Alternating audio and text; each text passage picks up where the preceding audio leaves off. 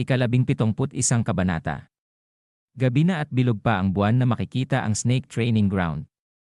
Sa training ground ay naghihintay na sila ng Mungmae at Arin sa kanilang pinag-usapan kanina ni Stormblade Deokwa. Nakatingin sa malayo si Mungmae at sinasabi niya na si Stormblade ay medyo huli na. Tumugon naman si Arin sa kanya at sumasangayon habang ang mga mata nito ay mapungay at namumula ang muka. Pumikit at namumula ang muka ni Arin at sinabi sa kanyang isip na sana nga daw ay hindi na dumating si Stormblade. Biglang tinawag at kumaway sa kanila si Stormblade at sinabi sa kanila na masyado daw silang maaga. Siya daw ay tumae pa kaya naman siya ay medyo nahuli. Sinabi ni Mungmae nang makalapit na si Stormblade na sa wakas andito na rin daw siya. At sinabi pa niya na kung nahanap daw ba niya kung saan nakatago ang cleansing ice. Sumagot si Stormblade na syempre daw naman. Habang tumingin ng masama na naiinis si Arin kay Stormblade na sinasabi ni Arin sa kanyang isip na sayang daw dahil ang istorbo daw ay maagang dumating. Pagmamayabang na sinabi ni Stormblade sa kanila na sa tingin daw ba nila sa kanya sino daw ba siya. Itinuro ang kanyang sarili na sinasabi na siya lang daw naman si Stormblade Dragon Deokwa. Masayang sinasabi ni Mungmae sa kanyang isip na sa bagay siya daw talaga ay isa sa extraordinary triad. Napatikom ng dalawang kamao si Mungmae at masayang sinasabi sa kanyang isip na sa tulong daw nun. Kakayanin na daw niya ang kasunod na hakbang ng origin reversal technique. Sinabi sa kanila ni Stormblade na kung pwede na daw ba silang umalis. Naglalakad na silang tatlo habang nagtanong si Mungmae na pero paano daw niya gagamitin ang cleansing ice. Lumingon ng tingin si Stormblade at sinabi niya kay Mungmae na ang cleansing ice daw ay nakakapagyelo ng lahat ng nasa paligid nito. Sa pamamagitan lamang ng pagkontrol sa daloy ng ki, maaari daw niyang makuha ang enerhiya ng cleansed ice. Lumingon si Stormblade kay Arin at sinabi na kung tama daw ba siya. Nakapikit na sumang-ayon si Arin at sinabi nito na tama nga ito. Sinabi pa ni Arin na ang cleansing ice ay tinatawag na kayamanan ng hilagang karagatan. Ang diskarte sa pag-iisa ng sekta ng ME ay isang paraan ng paglilinang na maaaring mag-convert ng panloob na ki sa yin ki. Sinabi ni Stormblade na ngunit hindi ba nito masisira ang pagkakaisa ng yin at yang. Seryosong sinabi ni Arin na hindi naman daw mahalaga ang pagkakatugma sa martial art ng ME. Dahil ang sekta ng ME ay isang sekta na ginawang batayan ng Buddhism, sinusunod ng formal na disipulo ang tuntunin ng Buddhism. Dahil nakamit nila ang batas ng kalikasan at makaalis sa mga makalupang tuntunin. Gumawa sila ng isa pang pagkakasundo. Kaya, upang makabisado ang martial arts ng sekta ng ME, at upang maging perpekto ito ay posible lamang sa pamamagitan ng pag-alis ng 7 pagnanasa ng makamundong mundo. Nag-iisip at humawak sa kanyang bahba si Stormblade at sinabi niya na ganoon daw pala yon. Kaya dahil ang panloob na ki ay pangunahin na yang ki. Kung hindi mo ito lubos na kabisado, ang kakulangan ng yang ki ay makakaapekto sa hitsura ng isang tao. Sinabi pa niya sa kanyang isipan na kaya ito ang dahilan kung bakit ang guro ng grupo ng kuneho at ang mga batang disipulo ay may iba't ibang hitsura. Tinawag ni Mungmae si Stormblade and Wayne. At sinabi ni Stormblade sa kanya na bakit daw niya siya tinatawag sa napakahabang pangalan. Sinabi ni Stormblade kay Mungmae na tawagin na lang daw siya niya na Blade Master. Tumugon at sinabi ni Mungmae na okay daw tatawagin na daw niya siya ng Blade Master. At sinabi pa niya na pwede daw ba niyang itanong kung saan sila papunta. Tumigil sa paglalakad si Stormblade at itinuro at sinabi niya doon daw sila pupunta na ikinagulat ni Mungmae. Nanlaki at napanganga si Mungmae nang makita niya ang itinuro ni Stormblade. Sinabi ni Mungmae na ngunit iyon ang lugar kung saan nakatira ang pinuno ng alyansa. Makikita na nakapasok na sila sa looban ng palasyo. At si Stormblade ay may takip ang bibig na sumisilip sa gilid ng pinto. Tinitingnan ni Stormblade ang dalawang naglalakad. At nang makalampas na ay dumating na sina Arin at Mungmae na tinitingnan din nila ang dalawang taong naglalakad. Sinabi ni Mungmae kay Blade Master na hindi daw ba aprobado ang paggamit ng cleansing ice. Tumugon si Stormblade kay Mungmae na sa tingin daw ba niya na hahayaan nila ang isang individual na gumamit ng ganoong kayamanan. Palihim daw nilang hihiramin ito. Nagulat ang dalawa sa kanilang narinig at sinabi na pautal-utal na totoo daw ba yon. Lumiwanag ang mga mata ni Stormblade at sinabi sa kanila na sundan daw nila siya ng mabuti. Mabilis na tumalon ito sa mga pader na ikinagulat ng dalawa at sinabi pa ni Namong Mae na siya lang daw ba o mukhang nag-enjoy talaga siya dito. Sinabi sa kanila ni Stormblade na andito na daw sila sa lugar ng kanilang pupuntahan. Binuksan niya ang sikretong daanan at sinabi niya sa kanilang dalawa na kung dediretso daw sila sa hagdanan, doon daw nakalagay ang cleansing ice. Tinanggal ang takip sa bibig at sinabi sa kanya ni Namong Mae na ito daw ay kahanga-hanga. Nakita daw niya ang isang sikretong lugar siya daw talaga ay isang dakilang lalaking Blade Master. Napatawa naman si Blade Master sa kanyang narinig at sinabi kay Namong Mae na siya nga rin daw ay nagulat nang makita niya ito. Hindi nga niya daw alam na meron daw siyang talento na ganito. At biglang may napansin siya na agad niyang nilingon at sinabi sa kanila na may mga tao daw na dumadating. Sinabi sa kanila ni Stormblade na kukunin daw niya ang atensyon nila. Kaya naman ay mauna na silang dalawa na bumaba. Sinabi ni Namong Mae sa kanya na ngunit ayaw daw niyang masangkot sa anumang gulo. Tinulak ni Blade Master si Namong Mae sa sikretong pasukan at sinabi sa kanya na nakalimutan na daw ba niya na kung sino siya. Sinabi ni Namong Mae na Blade Master masakit daw.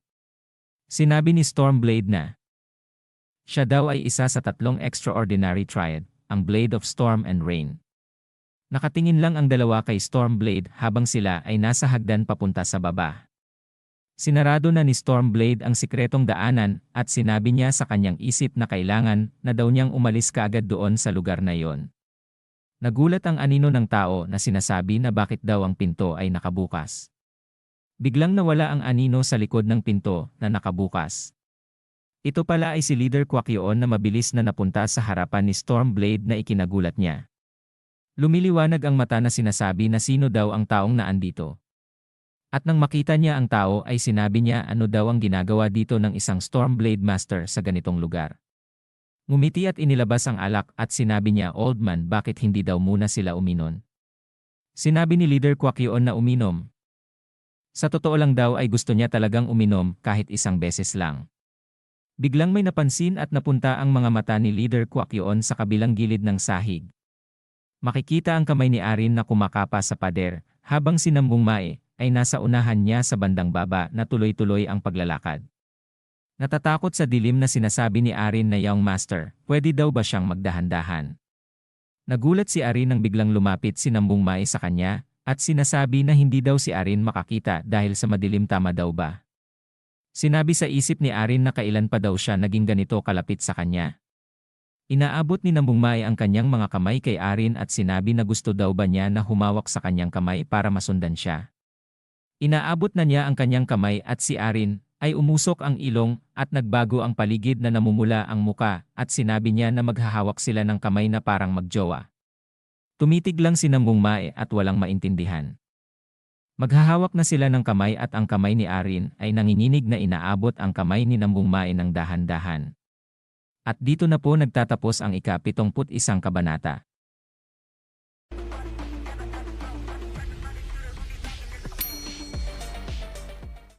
Ika-72 kabanata. Malaki at bilog ang buwan, sina Leader Quaquioon at sina Stormblade Master ay makikita na nagkakampay. Tinagayan ni Blade Master Diokwa si Leader Quaquioon. Magkaharap sila sa bilog na lamesa at may hawak na baso na may laman na alak. Itinaas ni Leader Quaquioon ang baso na may alak at itinaas din ni Blade of Storm and Rain Diokwa. Sinabi sa kanya ni Leader Quaquioon na kung nakahanap na ba siya ng ilang mga kandidato na angkop na maging disipulo niya. Hawak ang basong may alak, tumugon at sinabi ni Blade Master Diokwa na sa ngayon daw, mayroon daw siya na iilang mga bata na iisip. Humawak sa kanyang balbas si Leader Quaquioon at sinabi kay Blade Master Diokwa na may mga kandidato ba sa mga batang kasama niya dito. Nanlaki ang mata na nagulat sa kanyang narinig si Blade Master Diokwa. At sinabi pa niya na alam daw pala niya na may kasama siya. Sinabi sa kanya ni Leader Quaquioon na hasain pa daw niya ang kasanayan sa pag-arte dahil ito daw ay masyadong halata. Mabilis na yumuko si Blade Master at sinabi kay Leader Quaquioon na paumanhin daw sa kanyang hindi agad pagsabi sa kanya ng maaga. Tumawa si Leader Quaquioon at sinabi sa kanya na totoo daw ba na naririnig niya talagang ang paghingi nito ng tawad. Hindi niya daw ito akalain na makikita siyang humihingi ng tawad. Sinabi sa kanya ni Blade Master Diokwa na meron daw isang bata na nangangailangan ng cleansing ice kaya naman daw ay kailangan daw nila muna itong hiramin ng pansamantala.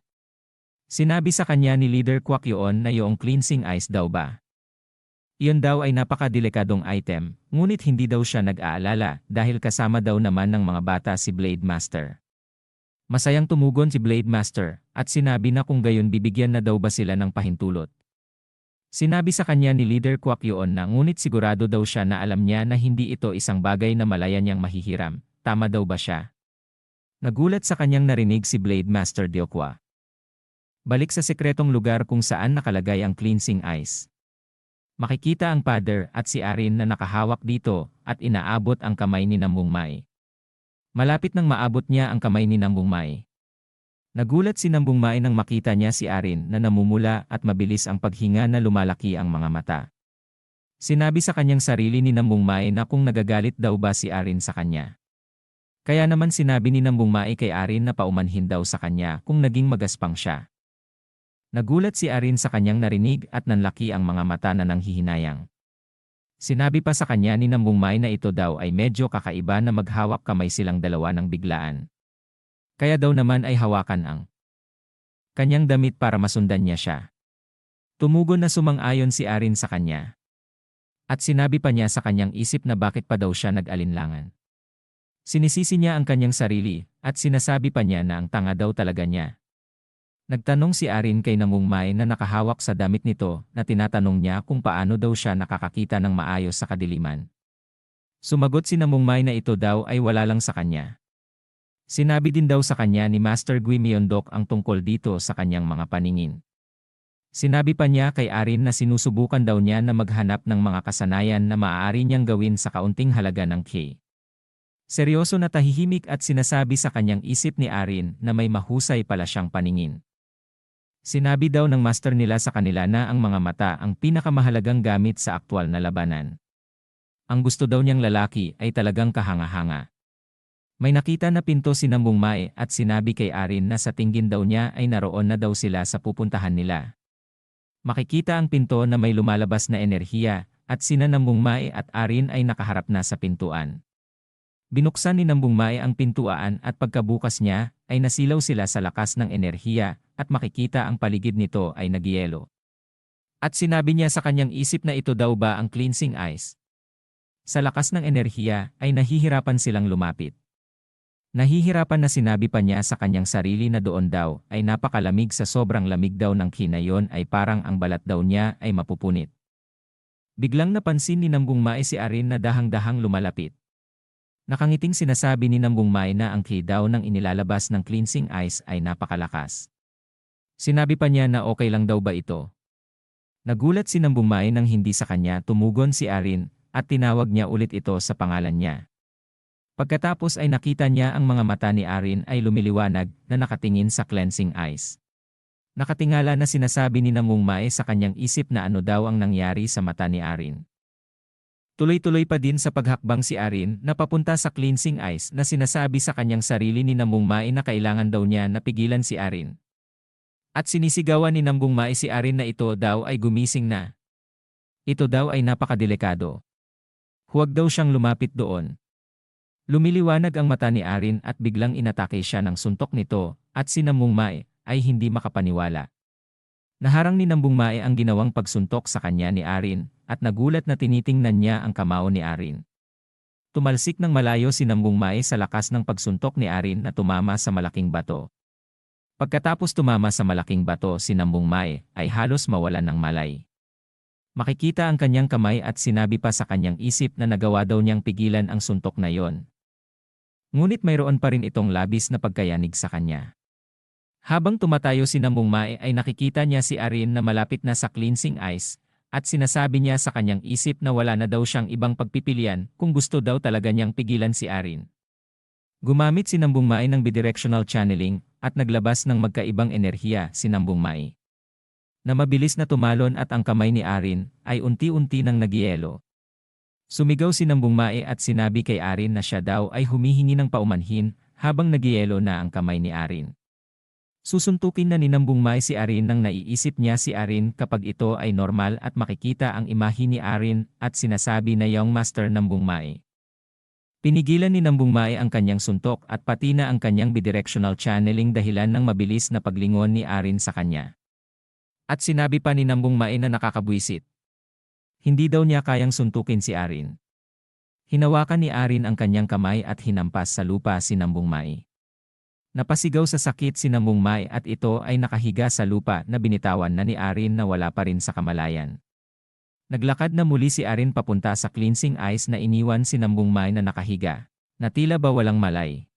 Nagulat si Arin nang yakapin siya ni Nambung Mae mula sa likuran niya at sinabi ni Nambung Mae na si Arin daw ay hindi dapat mahawakan ang cleansing ice. Nang hindi makaalis si Arin sa pagkayakap ni Nambung Mae ay nagpalabas ito ng malakas na enerhiya sa kanyang mga mata. Pagkatapos ay makikita ang buwan at bubungan ng palasyo, at sa looban nun ay ang umiinom ng alak na si Blade Master.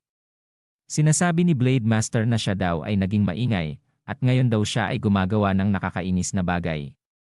Biglang may napansin si Blade Master, at sa labas ng palasyo ay nararamdaman niya ang malakas na enerhiya. Na sinabi niya sa kanyang sarili na ano daw iyong napakalaks na enerhiyang iyon. Tumingin sa palasyo at sinabi sa kanyang sarili na maaari daw kaya ang mga batang yun. At dito na po nagtatapos ang ika-72 kabanata.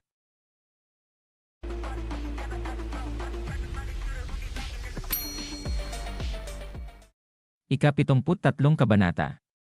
Naglabas ng enerhiya si Arin sa kanyang dalawang mata at ito ay pinipigilan ni Nambung Mae. Nahihirapan si Nambung Mae sa pagpigil kay Arin at sa lakas nito siya ay nadadala pa rin. Habang yakap na pinipigilan ni Nambung Mae si Arin, ay sinasabi nito na malapit na daw ni Arin maabot ang cleansing ice. Naalala pa ni Nambung Mae ang mga sinabi ni Arin noong papunta pa lang sila.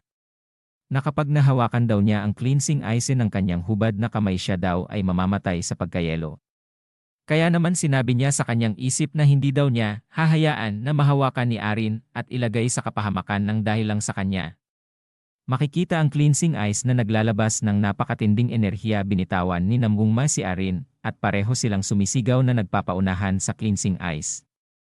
Makikita ang kanilang kamay na halos sabay sila sa pag-abot ng cleansing ice. Naunahang makuha ni Nambung Mae ang cleansing ice at gulat na tinitingnan niya ito. Lumiliwanag na papunta sa kanyang muka at biglang makikita si Nambung Mae at ang kanyang ina sa kama. Umiiyak si Nambung Mae habang nakayuko sa kama sinabi sa kanya ng kanyang ina na okay lang daw yon, huwag na siyang umiyak. Sinabi ni Nambung Mae sa kanyang ina na ngunit nangyari daw ito dahil sa kanya.